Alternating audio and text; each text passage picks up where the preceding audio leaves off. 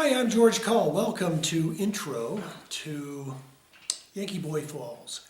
And what I'm here to do today is to introduce a three-part series, each one about 30 minutes, 35 minutes long. And the first video is free, which will be my series as we go forward. So you can always view the first one on YouTube for free and get all the ideas you need to see if it's something you want to paint. If it is, then let's go forward and you can purchase the second one and the third one and for a minimal fee and complete a painting. Now, what else can I tell you? I usually divide this up into three parts. First part today is foundation. So we find foundation lines we build up from, down from. And we also take a stab at getting our basic color values in. And that's what we go into detail today. You can stop this video at any time, catch up with me. But the important thing is paint along with me and continue to do this on a regular basis, and you're really going to get good. Because over time, that's what it takes. Being in front of that canvas every day, getting some instruction. Also, it's important to get some critiques. I'll be glad to be your critiquer. Or find someone in your community that you can critique, that will critique your work. Get some other eyes on it. And that's a really good process to go through. Also, please get outside and paint plein air. And that's always a good teacher, is to paint from nature. Okay. Enough of me telling you about this. Let's get into today's first part, free video. All right, thanks. Bye-bye. Hello, everybody, and welcome to my studio. Again, George Coll. And this is going to be our confidence building and intro to my materials. So from the overhead, you can see my basic colors, my limited palette of blue, red, yellow, and a warm mixer and a cool mixer along with titanium white. For more information about these materials, you can find a 7-minute video on my website explaining my materials and that kind of stuff. But basically I've got a Rembrandt Ultra Blue, I've got a basic red from Rembrandt, I've got a Cad Lemon, a Naples, and a dark gray. So I think it's that's what we'll get started with. So moving those out of the way, and my titanium white, I'm going to start this painting with a Scrubberts, an old bright, I think it's a number 4 or 2 or something like that. I think a 4 bright. And how am I going to start this painting? Well, what I do is try to find a foundation line somewhere I can build up from or down from, and start with some lines. There's many ways to start a painting, and I think probably a good way is to make a sketch in a sketchbook. That's the way I was taught. But I've just never adapted to that. I do my sketch and so forth right here on my painting in very light paint, and so that it looks right here. Many times, you know, when I do a sketchbook and it looks perfect, I put it on here, it doesn't work. So I'm not introducing, I think, the best practice, but I'm introducing one that works for me, and you can follow along with my online videos. So this is a good intro to my materials, how to get started. I'm going to try to go as slow and as thorough as possible so that if the other videos that you find on the website are a little over your head or too intimidating, this is a good place to start. So, how do I find a foundation line? I try to find something that delineates, you know, top from bottom or some angle. And as you can see right here from the reference, there's darks on top, lights right here. That might be a good place to start. There's another good angle coming in here, I'll get that. And so I'm probably going to do this foundation line and this foundation line to get started. So how do I make a foundation line? Well, I want to make sure that my materials are ready. I have my paper towels underneath. And I'm going to start with a ultra blue and a gray and a titanium white.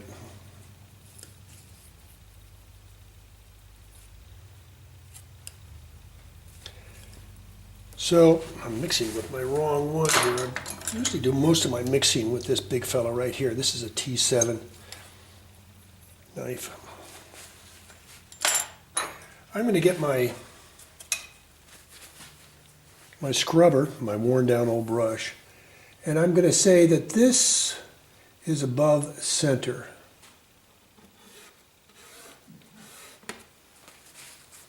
And then there's another angle coming in here.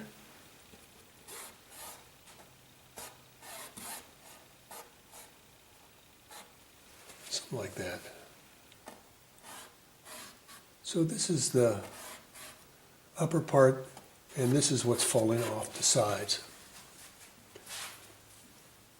There's also a line of trees that seems to come in from here, and then there's an angle that goes there. So basically, what am I doing? I'm just doing some line drawing of where these shapes are generally going to be. I'm putting them in thin paint because I may have to erase them. The way I erase is to dip my rag in the turp, and then I can erase it. Let me get that clamp down on there so I don't move that around. And now I want to say, okay, here's the dark trees, and then down here is another line that it's kind of this rock ridge right here.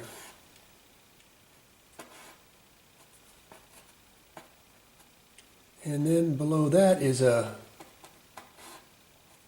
big dark area here. And then over here is another dark area.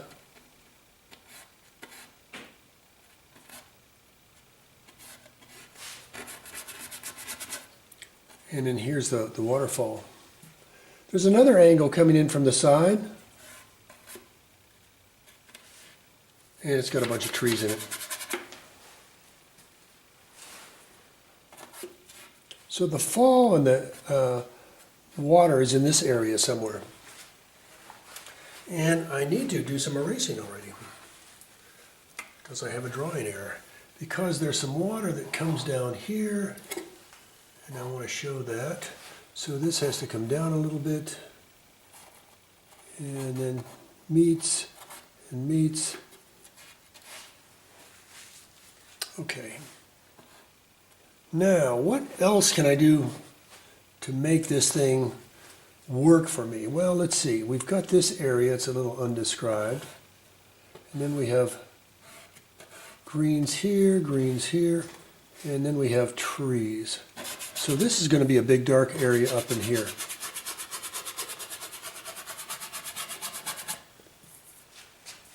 So that's some of my foundation stuff. So if you've been following along, you can stop the video and get caught up, or you can continue watching.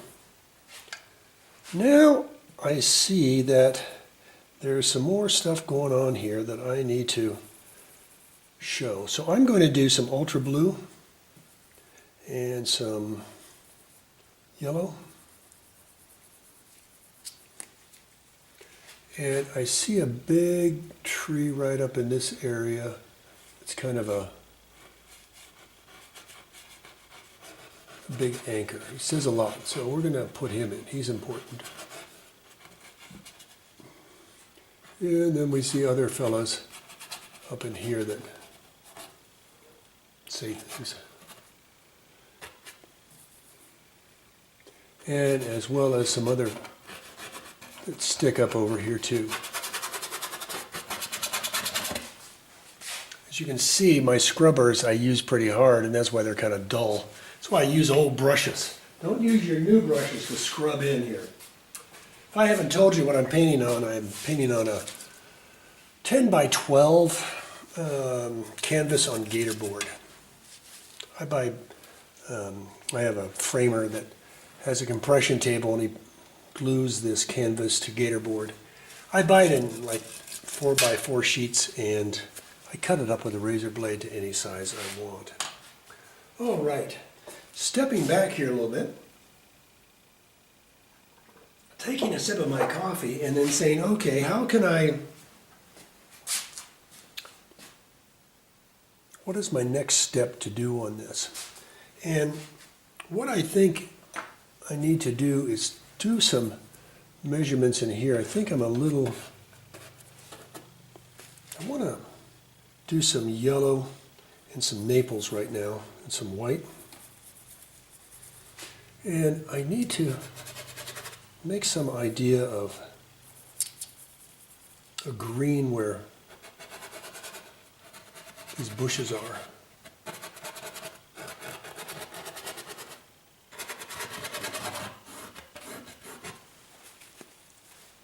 Now I'm going to mix the yellow with my blue, and I'm going to do some of that mixture down here. I'm going to add more blue and Naples and yellow, and make a darker green, which is right in here, and more darker green, I think, here and here.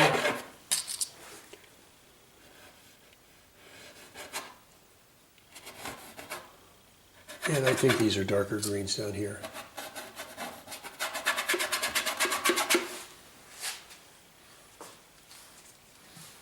I'm going to put some lighter greens on this side, kind of some sort of design here.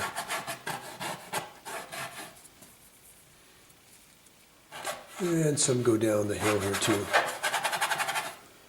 Some come up. Seems to be kind of a curve right here.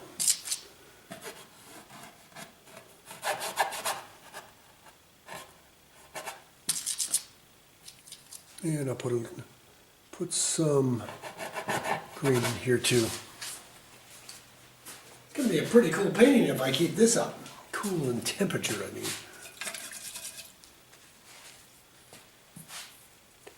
All right, let's get some real dark greens now. So I'm doing ultra blue and yellow Naples and some yellow. So the dominant color is ultra blue.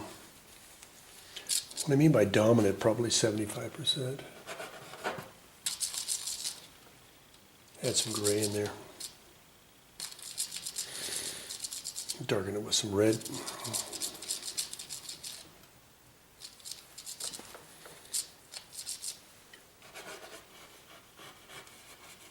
And I'm going to quickly work on some of these darks in here. What this part of the painting is called, it's a block-in. We did the line drawing first, and now what we're doing is covering the whole canvas with a value color.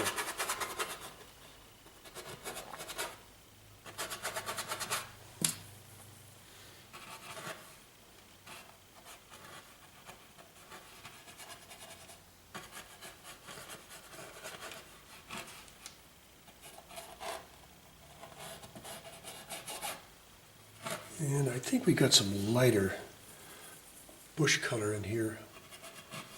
And we got some rock colors too. Go back to dark in here. All right, putting my brush down, getting back as necessary to get a good feeling of where all this should be. All right, I want to check my cameras. Everybody's still recording. Everything still looks good. All right. Let me get a paper towel here. And let's mix some gray. I'm sorry, some blue and some gray, some red. Makes a nice dark. And let's get these darks in.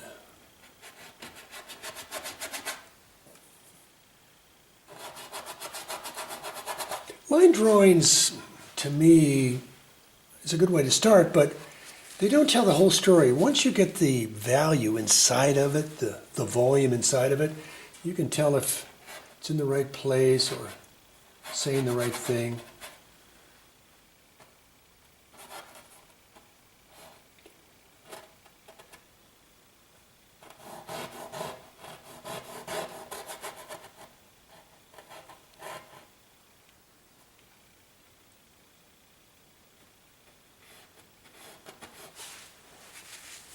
I think I need some more greens across here.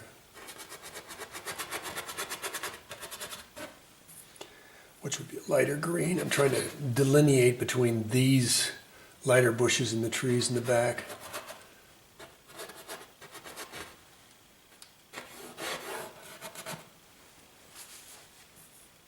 Since I'm working with the lights, I'll work in here now.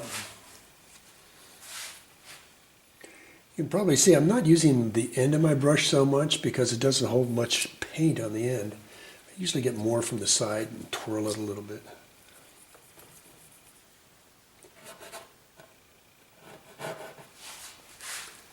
My first teacher up in Fort Collins 20 years ago or so, we had portraits from live people on Thursday nights. So that's how I learned, was painting portraits. And that's how I started. All right, so there's some warm colors over here, so we're going to work with that. And I think there's also some water coming off the side of the cliff up here. So I'm going to mix some Naples and some white, a little bit of yellow, and a little bit of red. Watch out, this red is really strong, so a little bit will do you. So to show you my age, a little dab will do you was Brill cream.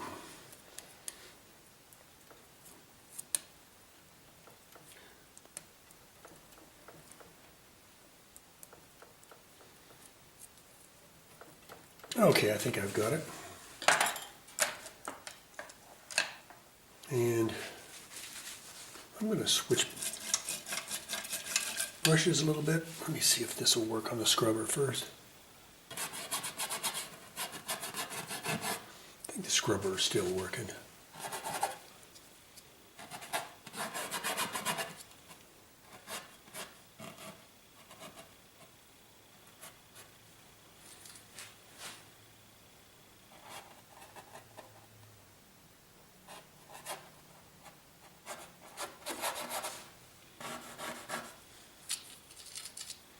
I mixed some dark into here. There's a little bit of a bank down here.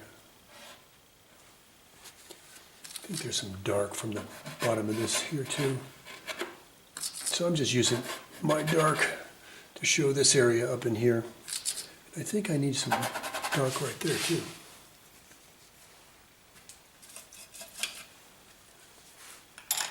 I'm going to use my number 6 right now. I gotta clean my brush because I haven't used it since I cleaned it with Murphy's oil the other night. So I gotta get the Murphy's out of it. And I'm going to put some lights over here. And I think here I need some. And I'm gonna put it in there.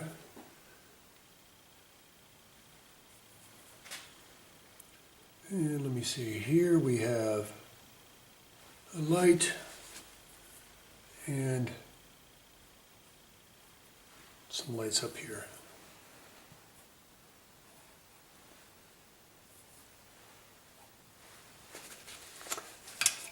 It's not working. I'm using the end of my brush. I'm going to use the side of it here and try to get this. There we go. That's better. And as I go over the edge here, I want to make it darker. I'm going to add some blue into my warm mixture here. And when you have verticals, they're usually darker. Horizontals are lighter. Now, this is the block-in phase. The next one we do is going to be balance phase, which won't be on this particular video. It'll be the next one. And then the last one is going to be detail. If you get into detail now, it's like trying to hang the drapes when you don't even have a foundation in. So this is foundation.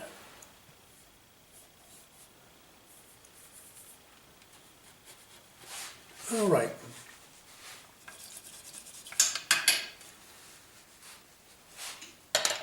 Now, things I want to do here is make this bigger. I'm going to pick up some of the darks, go back and get some yellow, green. So it's a mixture of yellow, a little bit of blue, and some Naples. And I'm going to go in with my number 6 and get that taken care of. And get the right thing saying right in here. And I also need some lights here. And you can see I have a pretty determined swath here. And then I reload. That's about all you can do. I'm working wet on wet. So you want to, the underlying paint will contaminate, so you don't want to go dab, dab, dab. It won't get your lights in there. So the method I use is a whack, reload, and whack some more. I think I need some up in here.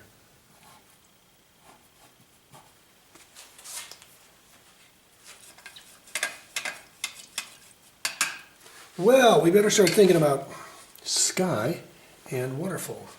Now, the nice thing about working on glass, my glass palette, is you can pick stuff up and move it around and have a big mixing area. I don't recommend using the palette paper because what I notice with my students is they're always trying to save their colors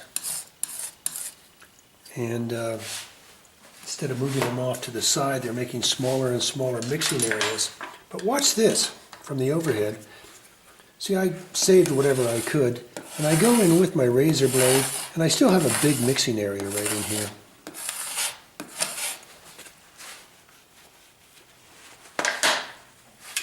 All right. Hope I don't lose track of time here. So now what I want to do is make kind of a gray down here where the water is. And I'm going to be putting that in right up into, I think, this area here. I think there's also some gray here and a few places up in here.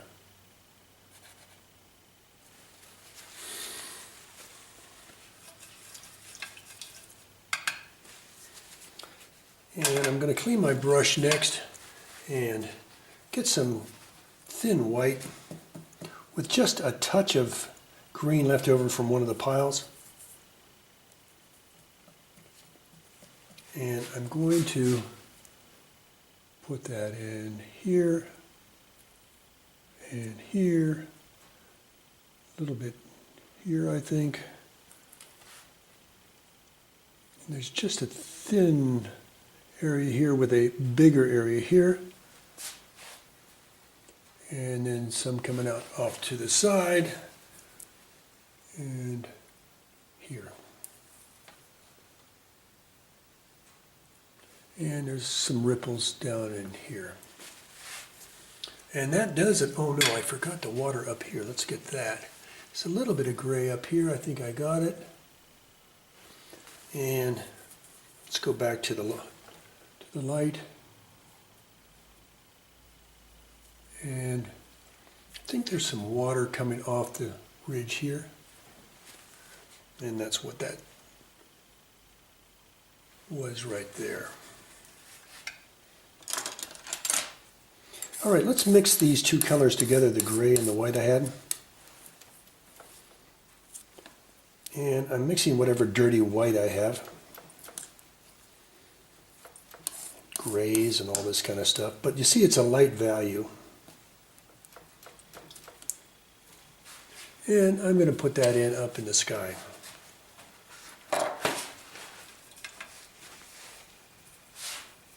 So here we go. I just dipped the brush into the turp to thin out my paint. Excuse me, I lost my image. And now I'm going to be putting that back in. Some of you might be picking up some contamination on your brush, but what you can see by me is picking up contamination, but I just go back in and I remix that contamination into the big pile. That's contamination right there. And whack it down.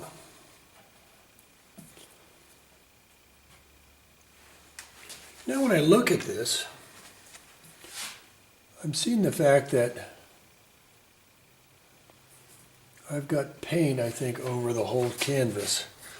Well, most of it. And that's the object of the very first part of this painting, is to get these darks in here. Right now this is saying way too dark. And before I leave this particular segment, I'm going to get the value here a little bit closer to the tree. So I'm going to use ultra blue, gray, red, and get some of that dark up in here.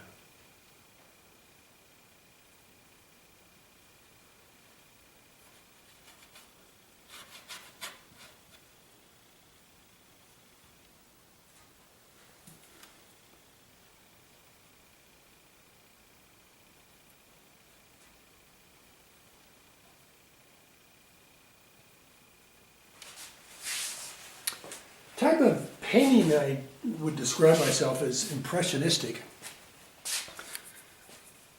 Makes more sense when you stand back instead of right in front of it. I'm going to get some darks on the end of my brush. The way I do it, I just scoop it and get a little bead on the end here and get some darks in here.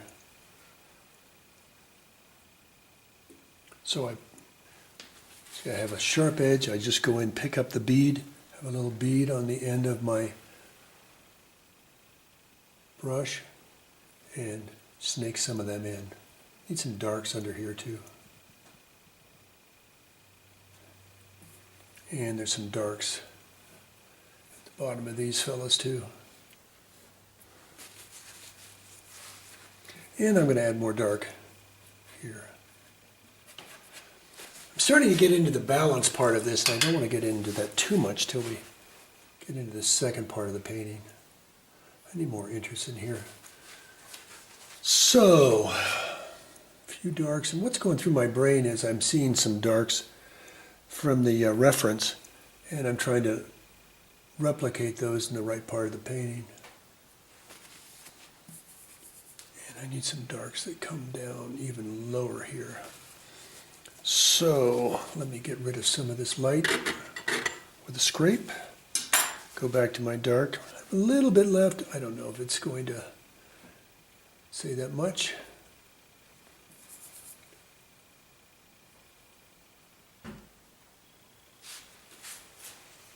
All right, I got a little too much heavy paint up here, and I'm going to pick that up and scrape it right into my darks.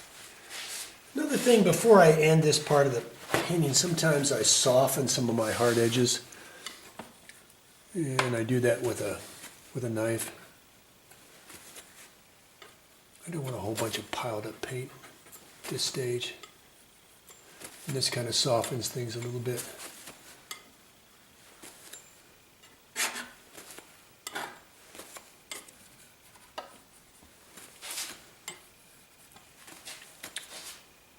Sometimes there's a technique that C.W. Mundy, I think, made famous, and he squeegees it and takes off a lot of his paint at this stage.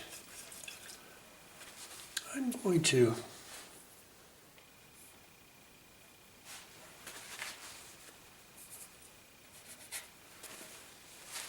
bring this to a close.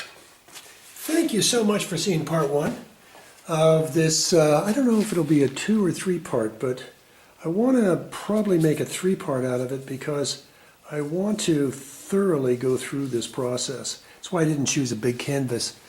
I wanted to kind of stick to a smaller canvas and stay in here with all these different angles and the instruction that I'm giving you. So, welcome to the limited palette. As I said, you can find more about that on my website, georgecollgreatart.com. And welcome to Yankee Boy Falls. It's really kind of fun. It's above Ouray, Colorado, and in the old mining district way up near the timberline. So with that, I'll bring it to a close. Thank you so much, and we'll get ready for part 2.